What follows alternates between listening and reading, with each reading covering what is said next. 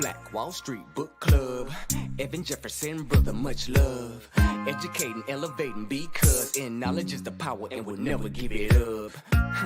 Literature is for the masses. Where to put your money down, now how to watch your assets. Yeah, uplifting others is a passion. My brother Evan, he will turn it into action. New Black Wall Street Book Club. You should come read with us. Yeah, we comprehend and discuss. If we all just come together, there's no limit for us. Here comes your host, New Black Wall Street. Evan, take it away. New Black Wall Street Book Club.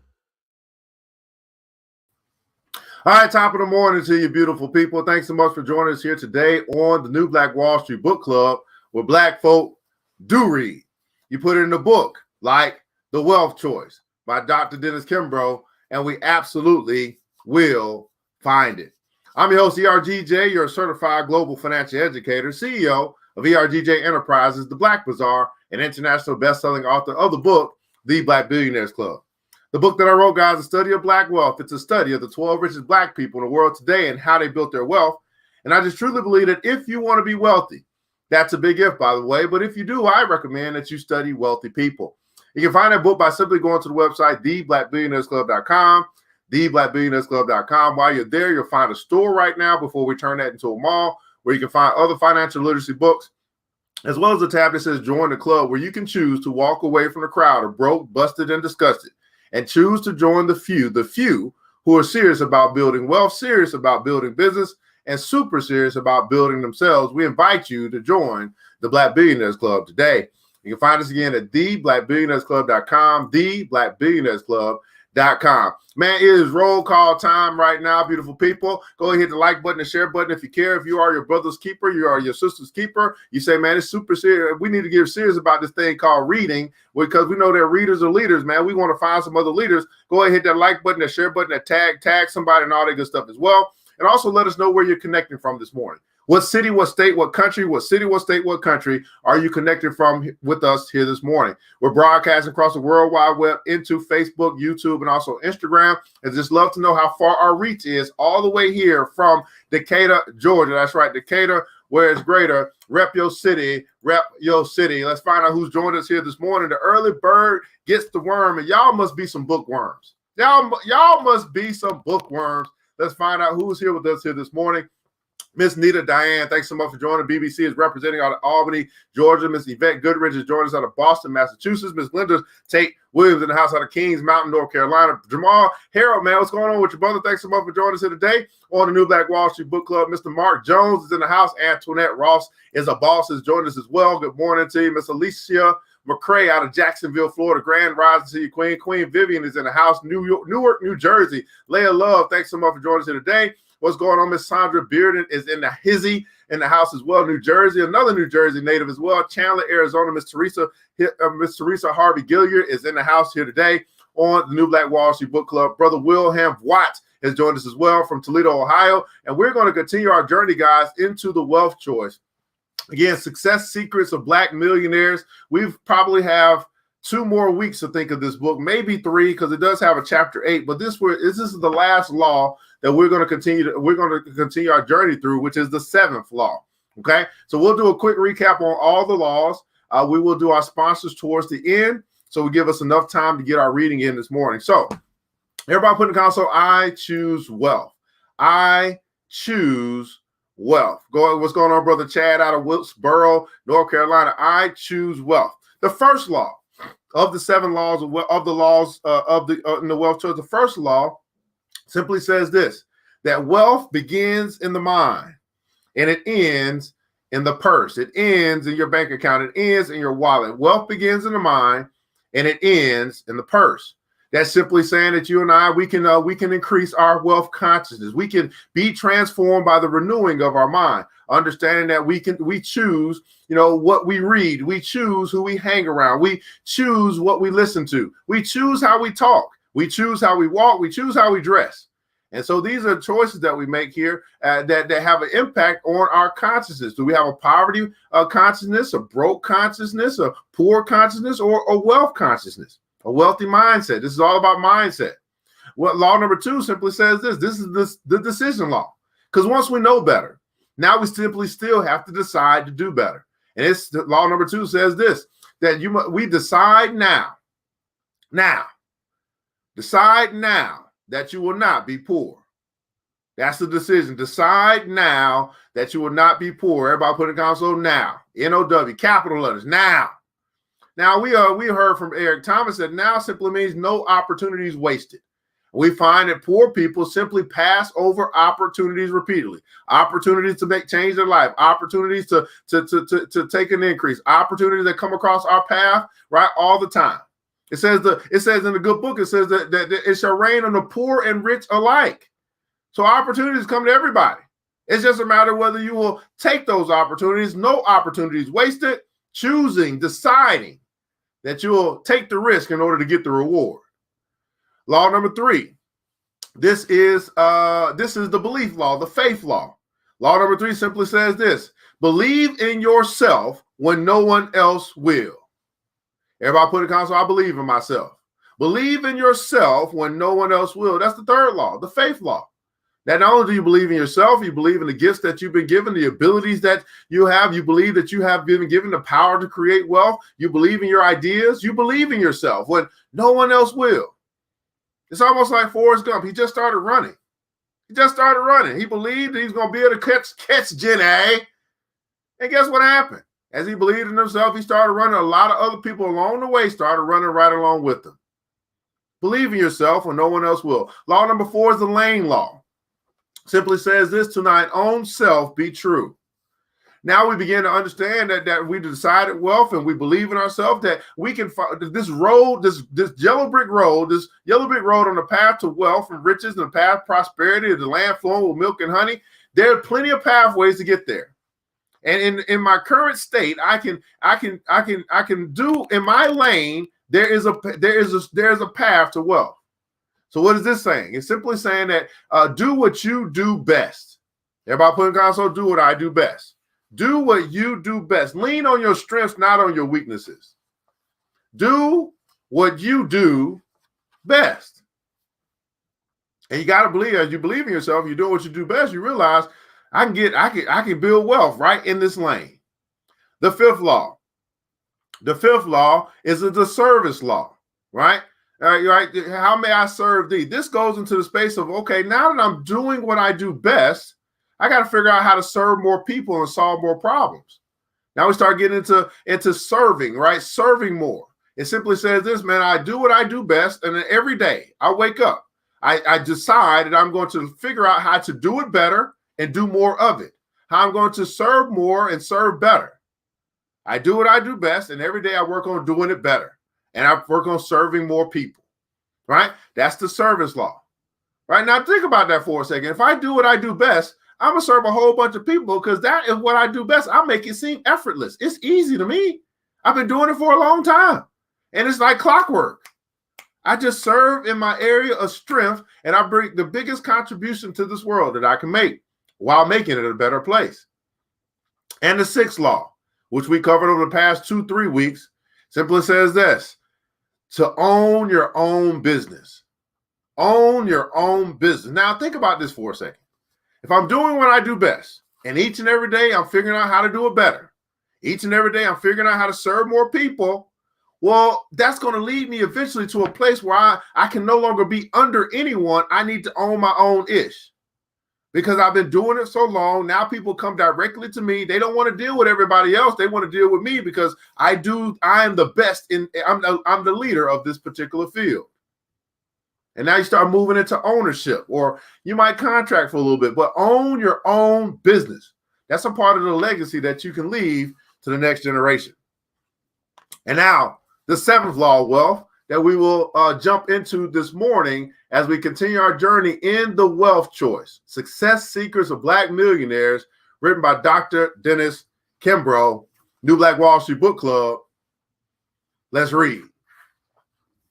Number 7, make thy money grow. Make your money grow. The 7th law of wealth, we start with a quote from Robert Louis Stevenson. It says this: success in life comes not from holding a good hand, but by playing a poor hand well. Success in life comes not from holding a good hand, but by playing a poor hand well. Let's find out what Dr. Dennis Kinbro has for us here in the 7th law of wealth. Now that you've reached the final chapter of the wealth choice, you know that those men and women who have achieved both financial comfort and wealth are distinctly different from those who struggle paycheck to paycheck or who sink deeper into debt. Thanks in part to the research on which this book is based, I can tell you precisely what comprises the difference between the roughly 112,000 African-American households or the 35,000 Black men and women who possess a net worth of $1 million or more. 0.01%, and the scores of Americans, Blacks and white, who struggle to pay their bills. First, they differ in their attitudes, their behaviors, their personalities, and their goals. In short, the 0.01% are driven. They're deeply passionate about what they do. It is as if their chosen field of work or endeavor is a calling, not a career. Second, they have a certain quiet inner peace regarding their ability to meet any challenge, to rise above any situation or circumstance. They are overcomers. Though the overwhelming majority did not experience an easy path, Black millionaires are nonetheless more optimistic and infinitely more resilient than the average man or woman. They know the deepest truths of giving and sacrifice and the miraculous power of commitment and faith. They give of themselves, their time, their resources, and their sleep, reinvesting every dollar and mortgaging every property. They are more likely to find inspiration in a pink slip than in a promotion. Third, the Black millionaires are innovative and creative. They not only think outside the box, they create their own box. Everybody put in console, create my own box. Create my own. They not only think outside the box, they create their own box. Fourth, the Black financial elite are grateful, incredibly grateful for the blessings and good fortune that life has thrown their way. They tend to be goal setters, committed to doing more than expected and giving more than required. Fifth, the Black financial elite are always on a personal quest to learn something new, to absorb new information. Rather than focus on the next best thing, they are more apt to focus on what's now.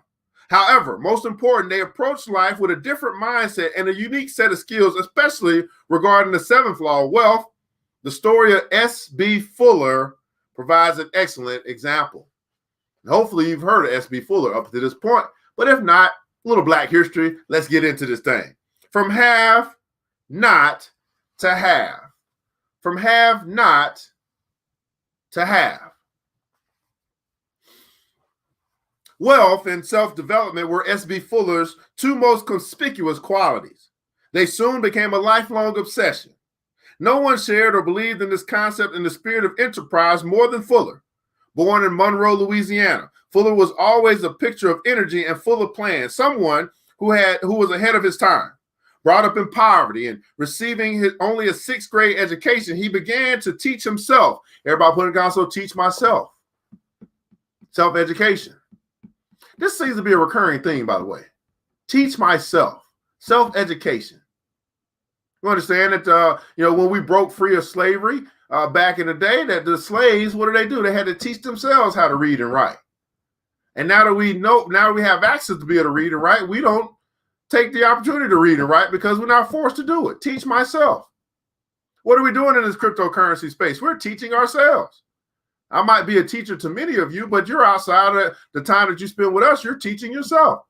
Formal education will make you a living, says my mentor, but self-education will make you a fortune. Formal education will make you a living, but self-education, what you choose to teach yourself, will make you a fortune. He began to teach himself and bolstered his professional development by reading such books as The Art of Selling and How to Win Friends and Influence People. In the early 1930s, Fuller sold insurance from the Commonwealth Burial Association, a Black-owned firm.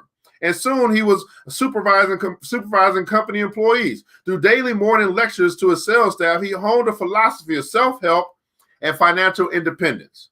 By the 1950s and 1960s, 1950s and 1960s, 1950s and 1960s, Fuller had built a multi-million-dollar conglomerate of businesses that boasted sales of more than $15 million a year and employed 5,000 sales representatives in 38 states in 1950 and 1960.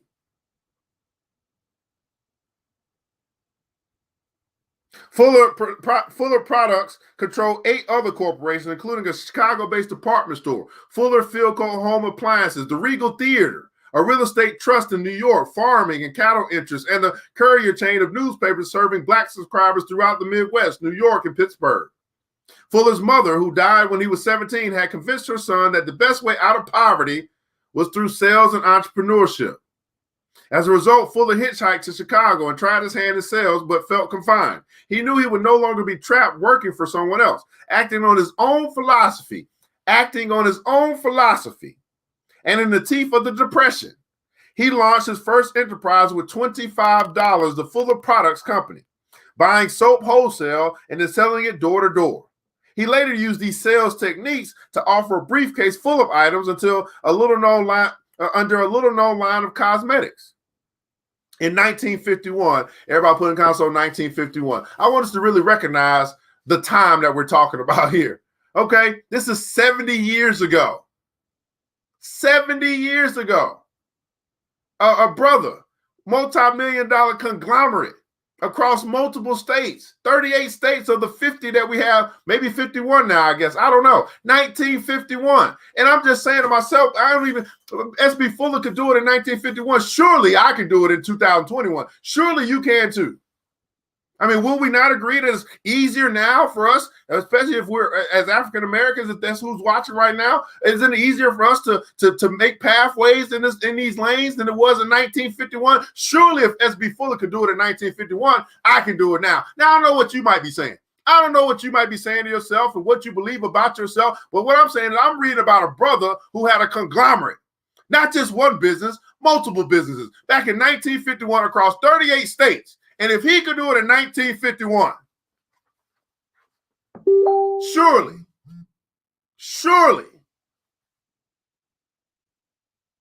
surely I can do it in 2021. In 1951, Fuller purchased a 7-story building in the heart of downtown Chicago, where he held incentive-laden sales conventions rewarding top producers for their efforts. In one case, the top earner received a Cadillac. In September 1956, Businessman in the News profile, Fortune magazine, noted that Fuller Products Company gross sales reached $18 million. During this period, Fuller reportedly became the wealthiest black man in America. Now, this is interesting. 1956, S.B. Fuller became the richest black man in America, and I don't think any of us ever heard about this brother in Black History Month. You see how interesting this is? We had brothers and sisters who had wealth. Now, we heard about the people that were making social impact, the Mahatma Gandhi, the Martin Luther King, and the Malcolm X. But what about the brothers and sisters who had money? What about the brothers and sisters who financed the movement? I just want you to think about that for a second. We heard about the movement and the brothers who pushed the movement forward. But what about the brothers and sisters who financed the movement? What about the brothers and sisters who had the hotels, who had the restaurants where they could go eat and they could convene and all this stuff? We heard about the movement,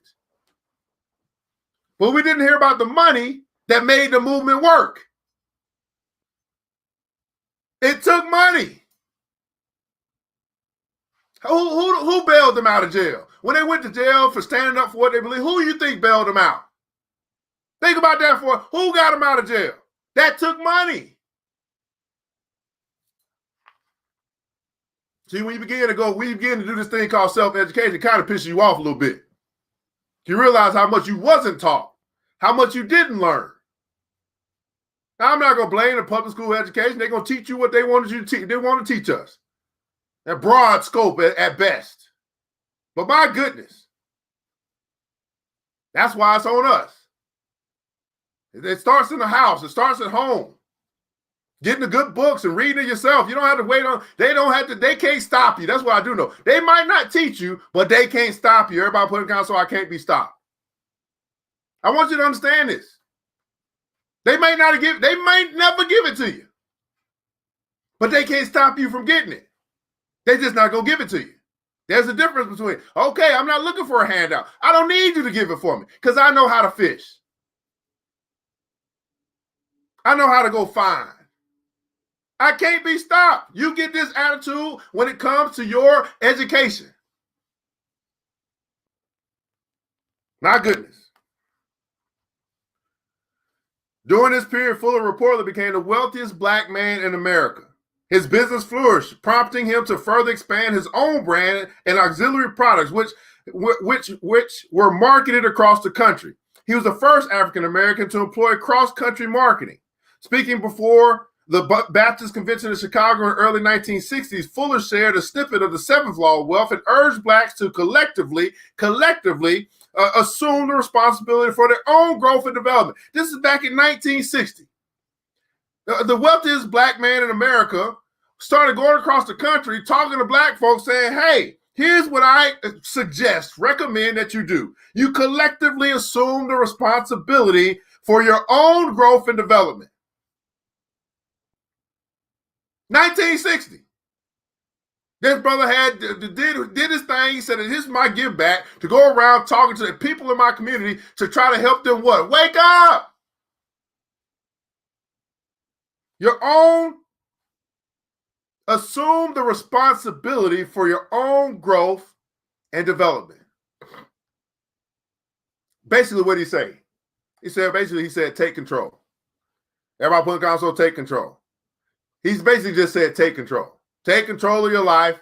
Take control of your future. Take control. You are in charge. If it don't work out the way that you wanted to work out, that's because of you.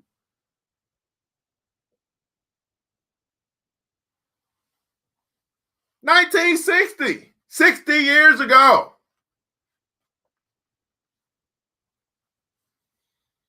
The ultimate weapon in the fight against discrimination is self-help, he urged, and a refusal to remain dependent on others for your own sustenance. Dependence on others is no better than updated slavery.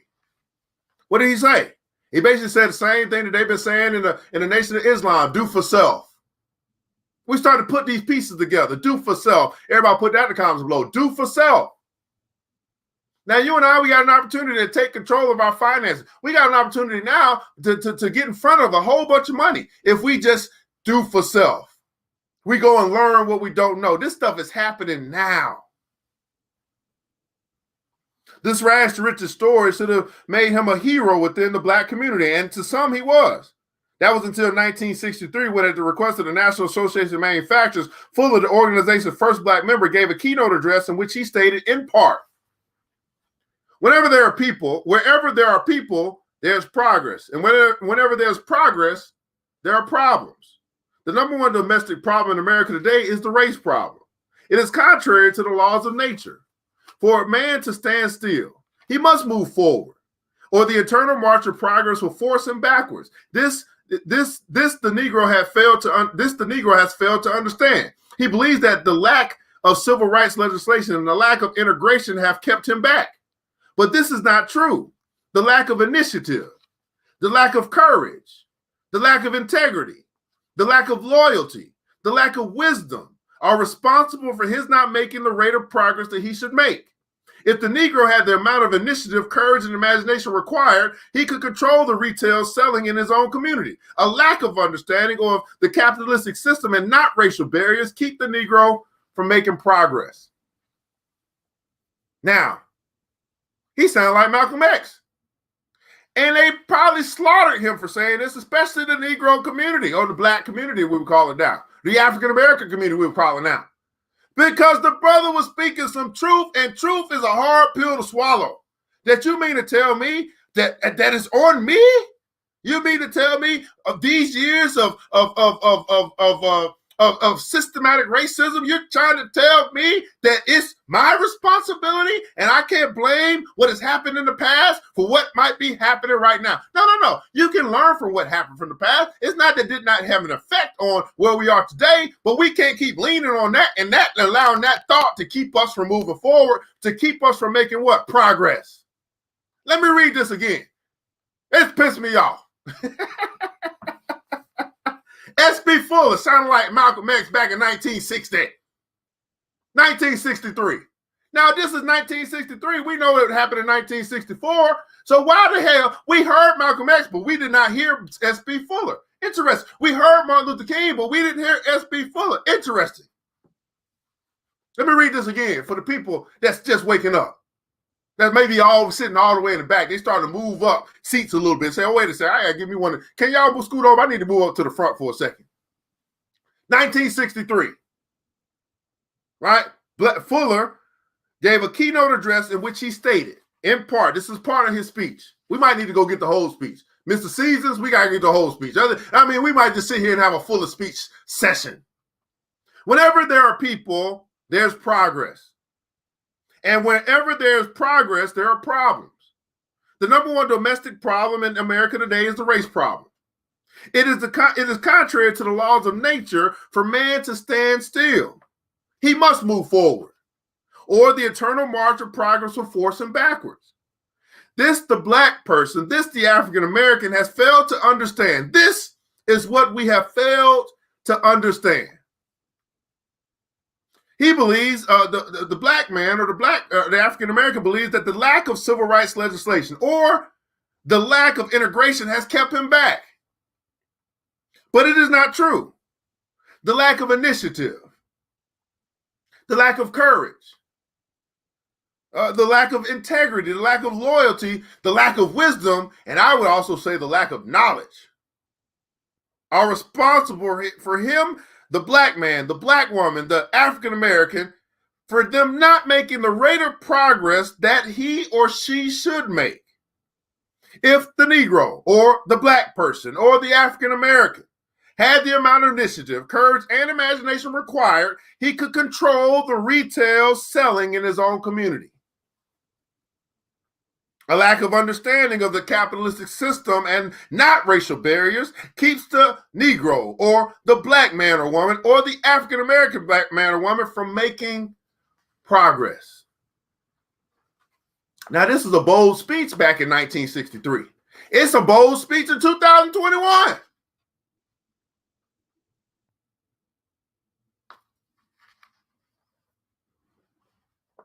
Death of a salesman. Death of a salesman. Fuller's message to the manufacturers was not particularly new for him, but the level of coverage of his remarks was. Moreover, several days later, in an interview with the United States News and World Report, Fuller elaborated, the minute that Negroes or black people can develop themselves so they excel in whatever they do, then they are going to find that they don't have many problems. Let me repeat that again. The moment that Negroes or black folk that can develop themselves so they excel in whatever they do. Now, this goes back right to the law. Do what you do best. The moment that you and I, right, discover or develop ourselves so that we excel, we do what we do best, so that we lead the field in whatever we do. Now, this, he said, in whatever you do. He didn't say that, hey, you got to sell t-shirts. He didn't say that you got to have a chicken joint. He said, in whatever you do, they're going to find that they don't have many problems. Black leaders were incensed. His remarks touched off a firestorm of rage that, driven by the NAACP, would lead much of black Americans to boycott his products. What? Black folk were boycotting black folk. Wow. His remarks touched off a firestorm of rage that, driven by the NAACP, would lead much of black America to boycott his products, thus destroying most of his fortune. But others pointed out that Fuller was not the first black leader to address these issues. Frederick Douglass, Booker T. Washington, and Marcus Garvey openly shared similar views at different times in history. The problem was that this topic was, and to this day remains, taboo. Some African Americans not only questioned the strategy, but wondered how bankrupting the Fuller Products Company would move the civil rights agenda forward. Here was a man who was confined by race as well as all aspects of business, of building a business. Civil rights leaders had to be reminded that many of Fuller's problems were related to bias in the banking community. The normal channels of credit and investment open to his competitors were closed to Fuller. If it wasn't for Fuller and fellow black millionaires Arthur G. Gasson and T.M. Alexander, write those names down, who provided much-needed financial support for a host of black causes, icons such as Martin Luther King Jr. and Medgar Evers would have spent more time in jail instead of leading their troops.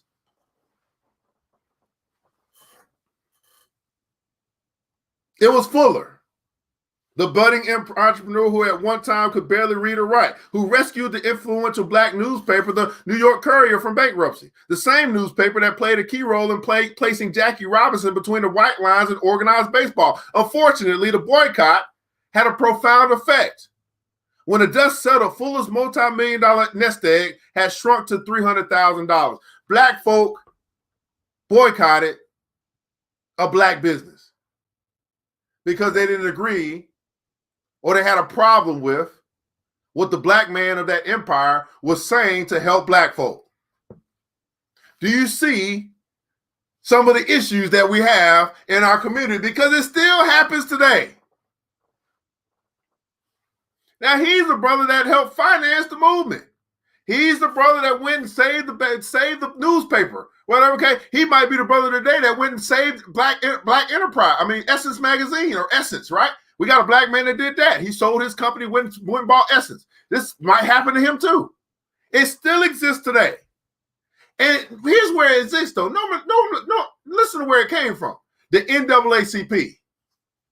Here's where it came from. When you begin to speak against the philosophy or the values of some of these organizations that lead in the social realm but do not lead in the economic realm, that's where we begin to have some issues.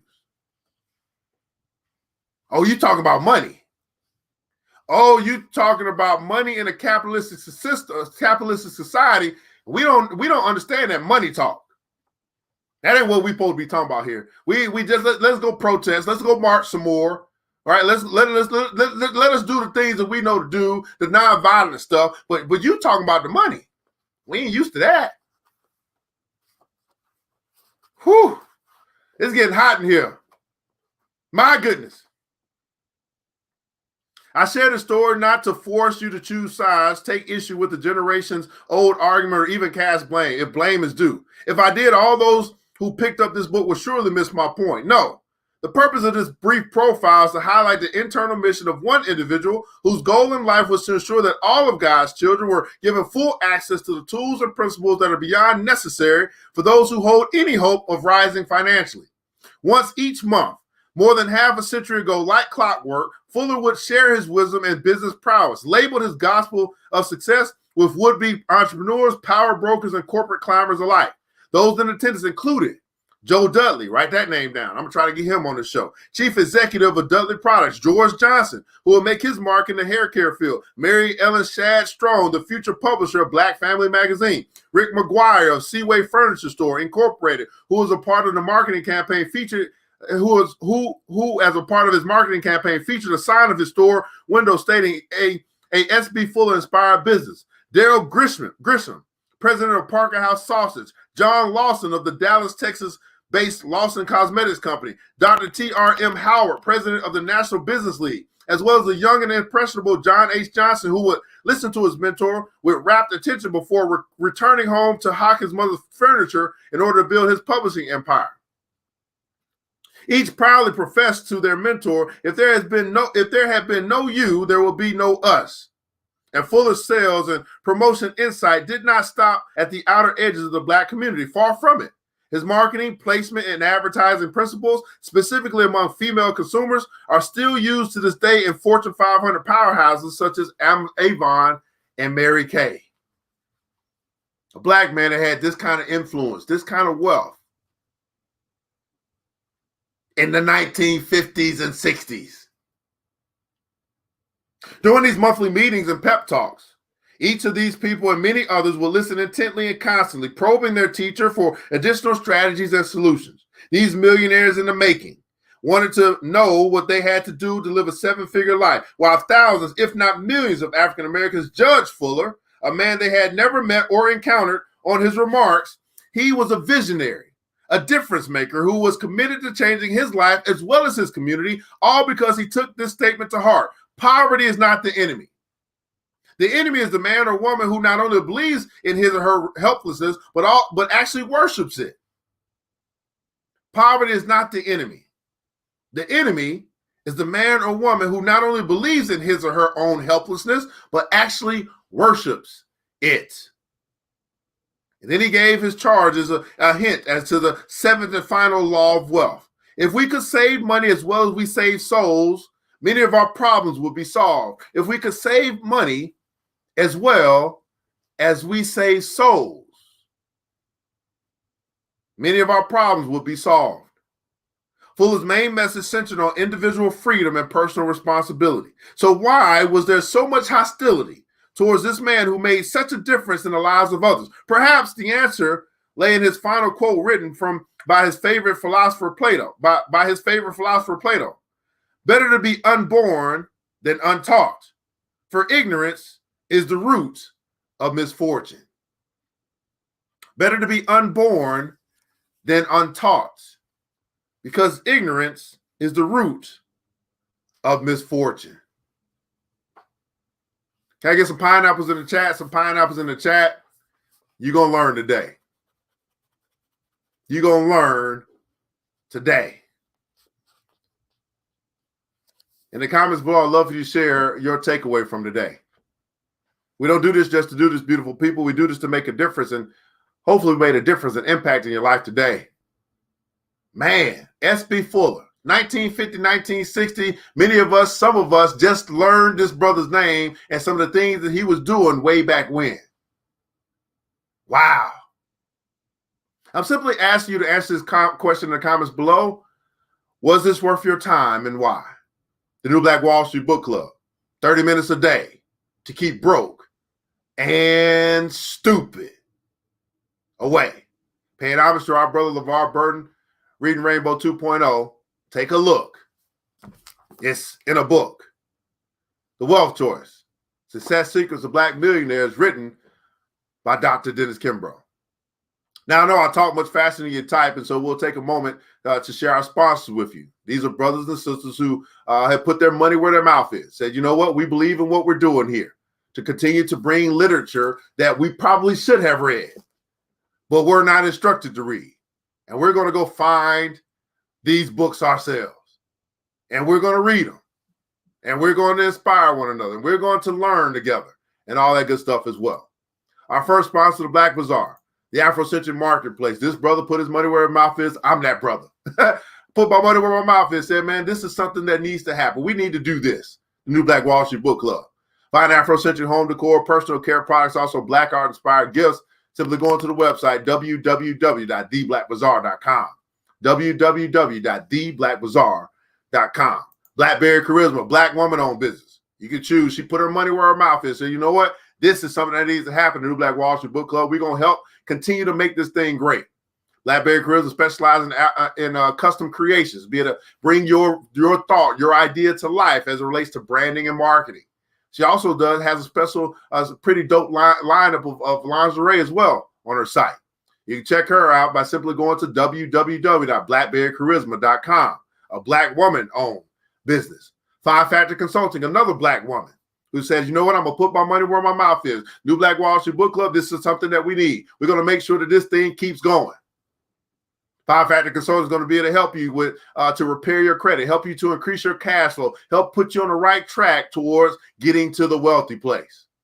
Check her out by simply going to the website, www.5factorconsulting.com, www.5factorconsulting.com. And last but not least, another Black woman-owned business who said, you know what, I'm going to put my money where my mouth is. New Black Wall Street Book Club, something that we need in our community. We're going to help make sure this thing does what? Stay alive. Big Sis Media is going to be able to help you bring your idea, take it from what it was. That's not your idea. Take your design, right? And bring that thing to full life in 2021. Help you with your website, help you with your digital flyers, help you with your commercials, whatever it is that you might need from a digital perspective. It's time for you to get current and relevant and remain relevant. I've been reaching out to brothers and sisters. I'm looking at some of their websites like, listen, it's time for you to upgrade. Some of you guys, it's time for you to upgrade. You don't realize that your first impression could be your website. And that first impression ain't good. Reach out to bigsismediagroup.com, www.bigsismediagroup.com. Get that fixed. now. Get it fixed now. Invest in yourself. Invest in your business. 2021. No need to be operating like it's 1999. You either evolve or you become extinct. Just that simple. You evolve or you become extinct. Let's catch up on these comments, man. See what you guys are talking about here on the 7th Law of Wealth. What was your takeaways here today as we begin to wrap this thing up? Got some pineapples in the chat. Absolutely. I see those pineapples as well. Let's go back up here. Joe Dudley. Yes, I'm gonna have to bring him on. I gotta reach out to my brother. He gotta connect. I'm gonna bring him on one day. I gotta follow up with him. Never heard that name before. Okay, gotcha. If we could save money as we can save souls, woo child. I know that's right. Deep, brother, man. Ignorance is the root of misfortune. Andrea said she graduated from the Dudley School, man. That's what I'm talking about. Powerful, brother. That's right, man. Brother Jamal, man. Brother Mark, man. I'm definitely learning. Absolutely lay of love. I got to watch the replay to capture all the gems. All right. Somebody else sold Dudley products. Look at that. Right. It's worth my time because I believe in myself when no one else will. Absolutely. Heard of him over the years. I'm a Dudley's graduate. Andrea Martin is in his age. Yes, it was. Inspiring message, Brother Jamal. First time hearing about Mr. Fuller. Informative. First time. Wow. We 40, 30, 40, 50 years old. First time here. I know of him. Dudley Hair Care Products. John Johnson absolutely penned the book. Again, it's the Wealth Choice. I'll pull it up in just a second. Thanks. 30 minutes of inspiring to keep broke and disgusting away. Absolutely much respect. I learned more about how important it is to self-educate myself. Learn about the Fuller and Dudley connections in cosmetics. All right. Valuable information. Stop worshiping at the altar broke. Time to upgrade. Evolve or become extinct. What's going on, Brother Jerry? What's going on with you, man? How you doing? Jerry Tatum in the house. I use the products back. You used the products back in the day. Absolutely. That's the Wealth Choice. That's the book, The Wealth Choice. All right. The Wealth Choice. Success Secrets of Black Millionaires. We'll probably be done with this book in the next 2 to 3 weeks, and we'll start working on our next book. And we do have a New Black Wall Street at night. So you guys can come back in the evening. We're reading The University of Success. That's our night book. So we do that at 9:45 Sunday through Thursday. And we want to make sure that you follow us over at BBC TV. That's where we'll be at kind of moving forward. So this is the last week where I'm broadcasting, across different places. So to give you guys a chance or an opportunity to follow us on BBC TV, where we're going to have a great content creators coming together to bring you guys, not only just the book stuff, financial stuff. We got fitness. We got cooking shows. We got all types of stuff. So follow us at BBC TV. We're coming together. We're collaborating. Some things that you guys don't think that we do. We're collaborating and we're bringing our intellectual property together. So we have our own channel, right? Our own channel of quality, great content. You can put away the trash TV and you can tune in to the BBC TV. That's a Black Billionaire Club television, okay? Black Billionaire Club television. We get enough support, we're going to take that thing to a whole nother level, okay? And we're going to start here. We're going to move from there, all right? Well, this is the New Black Wall Street Book Club where Black folk do read, right? We've been going through the book, The Wealth Choice. Today, we covered the 7th law of wealth. We continue our journey into that. And I want to say thanks so much for everybody who hit the like button, the share button, because you are your brother's keeper, your sister's keeper. You shared this thing out. You tag somebody, said, you know what? We're doing a good thing over here at the New Black Wall Street. We are raising leaders because readers are leaders. I want you guys to remember this, that it takes a village. It starts with us. Let's build as we climb together. We all we got, beautiful people. Matter of fact, we all we really need. And thank God, seriously, thank God that that's more than enough. Until next episode, you know what time it is. Mr. DJ, hit the music. It's the New Black Wall Street Book Club with your host Evan Jefferson. It's time for us to go. Yeah. Now you ain't gotta leave the computer, but we encourage you to get out there and learn and apply all the things you learn at the New Black Wall Street Book Club. Yeah. The New Black Wall Street. The New Black